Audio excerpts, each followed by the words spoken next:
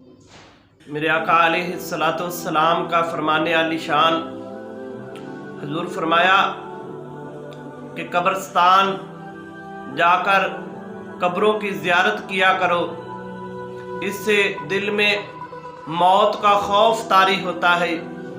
اور پھر فرمایا کہ مردوں کو غسل دیا کرو، اس سے پتہ چلتا ہے کہ مردہ جسم کی کیفیت کیا ہوتی ہے۔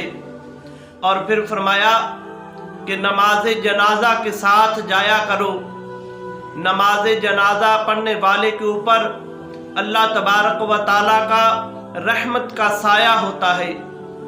اور میرے آقا علیہ الصلوۃ والسلام کے حدیث مبارکہ ہے ابو داؤد شریف میں، حضور فرمایا کہ آپ اپنے والدین کی قبر کے اوپر جا کر اس طرح دونوں ہاتھ اوپر رکھ کر پڑھا کرو، قل هو اللہ احد اللہ الصمد لم یلد ولم یولد ولم یکن لہ کفوا احد۔ یہی صورت 3 دفعہ پڑھا کرو۔ آپ کے پڑھنے سے قبر جو قبر کے اندر ہے اس کی اللہ تبارک و تعالی مغفرت اور بخشش فرما دیتا ہے، اور پڑھنے والے کی اللہ جل شانہ گناہ معاف فرما دیتا ہے۔